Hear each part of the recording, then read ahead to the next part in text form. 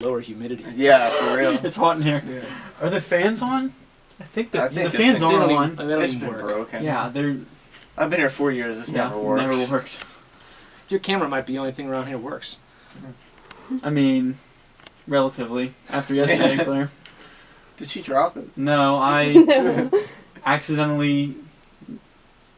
not me. It was him. It was me. I may have accidentally deleted some footage from Ooh. yesterday. We have the good stuff. We have the though. good stuff. We have the senior stuff. We have all of that. And you'll have enough that you Yeah, can for sure. cut together and edit and everything. But how has your relationship, Mr. Bronchi, with music changed? Oh, good question. As a young person, you play with a lot of fire and a lot of passion, because you're into it, because you're looking to impress people. You know, you're looking to get somewhere with it. You're looking to meet girls. You know what I mean? Whatever it is that's driving you at the time. And later on, when I was telling a kid today, when you choose music as your profession, as this is how you're going to define yourself, it becomes different, and you don't realize it. You know, people ask me on a gig, hey, you know, play what you think is your favorite, play your favorite. I'm like, I don't know if I can't choose. I don't have favorites anymore. I do. If you're going to make this your thing, you have to approach everything as though it's your favorite. That's what got me through learning some of the excerpts that I was just dying over, and I had to pick them up as though I had to pick up G-flat major as though it was my favorite key ever. You know, and I had to love it in G-flat major, or else it wasn't going to come out the way that it had to. You know, and you just have to. And then after a while, then it just becomes. You look at it as, you know, this is the task, and I got to get this. You know, your like or dislike of any particular piece or whatever. You know, plus you always know that you'll learn after a while that the one that you least like, somebody's going to come up and say, "Boy, I love that piece." Mm-hmm. You know what I mean? So you can't discount anything, because then you're dishonoring somebody's favorite. You know, and you have to find a way to make it interesting for you. You have to find a way to make that interesting for you. What's the best way that I could do this, or whatever? How am I going to make? And then you start, as you meet people that are pros or other people that do this, and you see how they treat it and how good they are at these little tiny small details or whatever, and the fact that they don't ever miss. You know what I mean? Like those old guy tennis players that just like they have that slice ball. You know, they don't ever miss that. You know, that it has changed in good ways. All right. What do you think? I guess who do you think has influenced you the most as a musician? Do you want to take this one first? I got Jonah think. Babusi. Shrek. Shrek. Shrek the musical. I don't know. I don't know really. Like a band, like what It can bands be I anything. like. Anybody. It would have to be like your music teachers. I think. I mean, nobody influences you more than them, and how they go about making them. You know, how they go about the craft is typically the way you go about the craft, from private to people in public schools. I mean, you just And your idols, like people that you see play out in performances. There were, you know, I grew up listening to Itzhak Perlman, so I always wanted to kind of craft that sound and find that sound. And then in college, I had a couple of conductors, or in high school in youth orchestra, and then there were people. Or I went to States one year, and that guy was just so like. He made such an impact in a short amount of time on what turned out to be my life that you know, and I still remembered that for years. You know, the anecdotes he's told and the explanations, it's just the whole experience, and all those people along the way start to sort of add up. Yeah. And then there's other stuff too, like there's any kind of character that says something that you feel like, yeah, that's what it's like. Yeah. You know what I mean? I think especially what you listen to on a daily basis. Like I play guitar, and I listen to a lot of like hard rock music. So like everything like Bad Religion and Bob Dylan influences me too. You know. I like the interviews, like when you hear musicians talk about music, or talk about what it is for them, like, and what they've done in their careers or whatever. It's interesting because it crosses over. Like no matter what the genre, if they're jazzers or whatever. Sometimes jazzers just say it with a cooler phrase than other people. Jazzers. Yeah, you know what I mean? They just say it like, you know, bands come and go.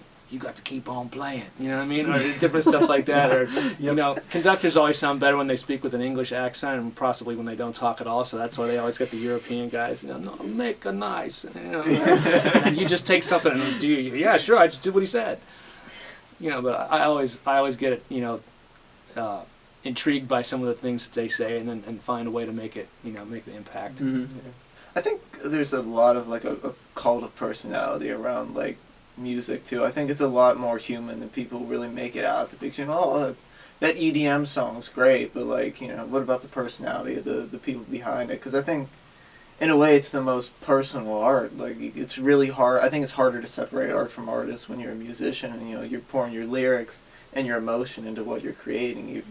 You and your music are just entirely intertwined. You can't separate them. So. Yeah, good. I agree. Get what he said. I agree with that. I'm not really sure what to say to that. That was awesome. Wow, that was a great answer. No, you got it. He's totally on. All right, I guess we'll move on to as a conductor and a player, Mr. Bronchi, and you as a player, Jonah, as well. Mm-hmm. What is your favorite orchestral piece to play? Oh wow. Okay. Pictures at an exhibition, the Ravel version of the Mussorgsky. Yeah, I've gotten to play that numerous times over the years. It never gets old. It never loses its inspiration and everything like that. So I'd probably have to put that on a very short list. There are other pieces that might be up in there, but not with the same impact, you know. And yeah, I'd have to put that one pretty close to the top. I mean, like I said, there's a lot of other stuff, and some of it I haven't gotten to play for a while. Like somebody brought up Beethoven Egmont Overture the other day.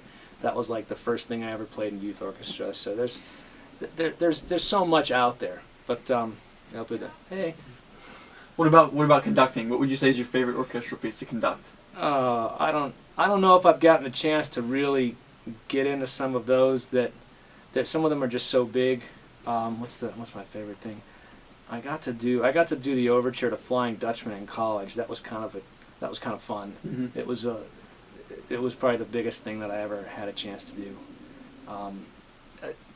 I used to really want to conduct, like a lot. Now it's become it's huge. I realize that the huge responsibility of it, and so I approach it differently. It's very much a huge task, a mountain to climb, and I'm just I try to not bite off more than I can chew, because there's a lot to it, and I realize the full impact of it now. Some of those things I might not have a chance. I'll let those guys conduct it and just appreciate it. Yeah. What about you, Jonah? I mean, my favorite orchestral piece was definitely the Moldau that we played this year. Was that Tchaikovsky? Okay. No, Smetana. Smetana, yeah. No, just because it had, I'm second stand, David's I'm second chair, so I'm play the inside, so I always have a lower divisi part. And it just had these awesome, just like drawn out inner divisi parts, and I just loved every bit of it, you know. And I guess my favorite solo piece to play is Bach's Concerto No. 1 in A major or A minor. Yeah, that was.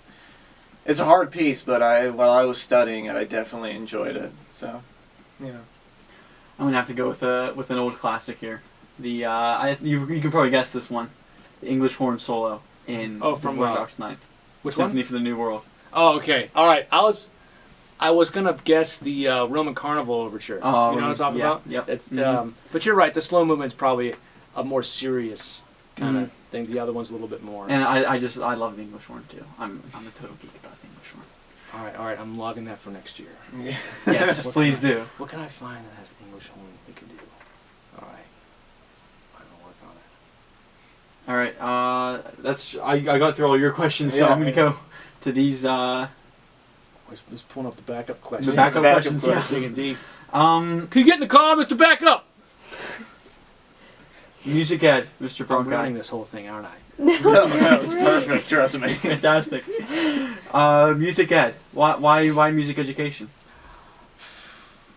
My father prevented me from dropping out of music at some point. I think I got to college. I really wanted to perform. I did not see myself as a teacher. I did not think that that's what I wanted to do or that's what I even could do. But I think there's a lot of people at an early age, or early state, that probably would feel that way. I wanted to play.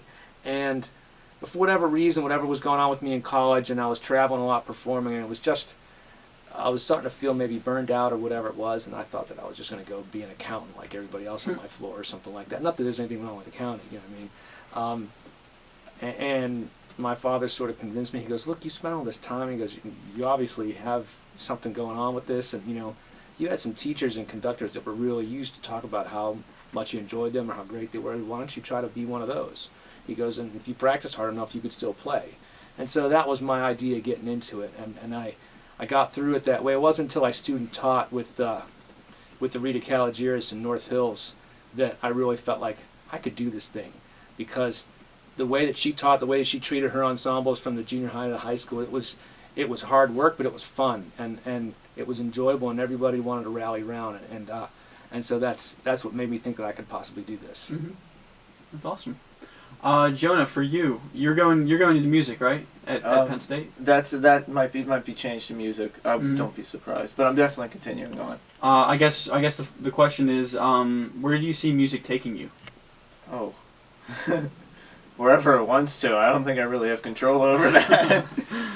Sometimes you're right. Yeah. I mean, it could be a street corner. It could be the Benham Center. I've got no clue. I'm just gonna let it take me wherever it wants to. Because I'm going in for not a music major, but I mean, there's just always. I feel like if I don't major in music, there's always gonna be like this nagging voice in the back of my head going, you could have done that. You could have been a music teacher. You could have been a performer. You could have done all these things, and it's just. Plum is where I got the call. Plum is where I got a chance. I interviewed the year before in NA for a middle school job. They did not choose me. I don't think I answered questions the way that they wanted to hear it or whatever. And I did have a job a few years before that, like 4 years before that. I was out of state in Illinois, but I didn't stay with it, which in some ways was a mistake. But I had a master's degree that was started but not finished, and I always want to finish it, and I just didn't think I was ready. That's another thing. If you become a teacher, I sort of feel like after that I got the advice that you got to stay for a few years, just to get your style and figure out how you can do this, because it takes a lot of experience to get a handle on stuff. The music stuff you all know when you come out of school. You have more than enough knowledge and everything. It's the classroom management and the philosophy and the people, working with kids. You know what I mean? That takes a lot more time to get a handle on, and you're still getting a handle on it like your whole career. You never really know it all. You never really find the right ways to deal with things. There's a couple of things I did this year that I wasn't satisfied with the schedule or with the rep or whatever, and you're just always kind of, doing more with that. Wait, I'm going back to what you initially said, because I got lost. The initial question was... Why Plum? Oh, okay, so... And the program was expanding here, and they needed somebody to go to the junior high, and I think Gula, the old band director here, Gula was a Duquesne grad, and I was a Duquesne grad, and the principal at the junior high at the time was a Duquesne grad, and the woman that I student taught with was a contemporary and a colleague of Gula's in college, and so I feel like, everything's a bet for people. You know what I mean? Hey, do you want to hire this guy? Hey, do you want to take this on? Hey, you want this person to go to your college? Everything's sort of like an educated guess, right? It's a bet. Well, it's a Duquesne grad. I went to Duquesne. I think it's a solid school. Hey, one of my friends that I taught with, that I trust their judgment, that I know their musicianship, thinks this kid's a good choice, And I sort of think that that's how I ended up here. And then after that, a few years at the junior high, things sort of changed around. Yeah. That was my chance to come up here. We're running out of time, so I only have 2 more questions. This one's for both of you. What is the hardest challenge that you've had to overcome in your musical life?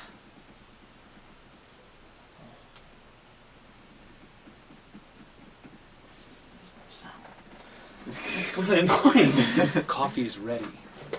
That's not my call. There's been a lot. A lot of challenges. I'll answer it two ways. Like in your musical life, like your performing life, your playing life, overcoming mistakes. Like you have a performance and you miss a couple of things. Maybe you miss a couple of highlight things. I had this one, I was the soloist with this triple concerto for viola in graduate school, and I had this one lick, and I missed the last shift, and so the highest note of the F scale, I missed it, and I had to recover a couple of notes coming down, and so that one, I sulked the next day in my room all day with Barbara Adagio. I'm like, ugh, what else can I do? Maybe I'll run away from home. I mean, all that kind of stuff. The hardest thing there musically is overcoming those missed opportunities of those places where you don't nail it, and how do I come back from that? How do I get my confidence back? How do I come back? Overcoming like the teaching stuff, it's just time, and you got to think. And the biggest challenge there for me was me. Overcoming all the negative, all my Persian flaws to try and, just like he says in Amadeus, he goes, "You are passionate, Mozart, but you do not persuade." Yeah, because sometimes that's not enough. You have to watch your own demons. They don't impress people. I guess I have a similar story. You were actually here for this. You remember Cold Duck Time and Yes, Jazz One? yes, I do. Yeah, you remember my playing test for that? Yep. How I couldn't play it at all? I do remember that. I do, yeah, that, I didn't talk about it much, but that really, destroyed my musical confidence for the better part of a year. Just that, because it was the first time I'd really, really messed up in front of my peers and, really felt like I let them down. So, I mean, just for, I remember playing tests in orchestra after that just one moment. It was I would shake while I was playing, and I hadn't shaken while I was playing for, 2 years. It was just nasty, and trying to overcome that. And bouncing back from that to where I'm at now, I think I've bounced back pretty well. I think that was one of the bigger challenges, is just overcoming that moment where you think, oh, I suck at this, I'm never going to do it again. That's sort of coming back from those, you talked about dips and valleys. No, it's exactly. Crawling out of that valley was difficult. That's what makes some people as good as they are, is the mistakes don't, they let them go, and they just keep coming back. Yeah. All right, I guess my final question of the day, upcoming freshmen, what's your biggest piece of advice? Do you want to take this first? Enjoy the process. Just come back and keep working. Mistakes, victories, or defeats. Come back the next day and face it the same way. Works for me. For the love of God, no matter how good you think you are right now, practice. Yep. Because you will regret not practicing when you're a senior, trust me. Just keep with it, roll with the punches, I'd say, because there's going to be a lot of good times, there's going to be a lot of bad times, like that Led Zeppelin song, so it's just, you got to go with it and practice a lot. I think that's been the pretty much general consensus. Yeah, I'm sure Practice. DZ said practice too. Yeah, I'm doing his on Monday, so I'm sure that's exactly what he's going to say. But that's all. I guess I think that's all we have time for. But thanks for coming in on such short, impromptu notice. No problem. This was fun. Yeah. This wasn't, I would have worn a different suit. Okay. It's not. Thank you, sir. Likewise. All right, you can unclip Jonah. All right.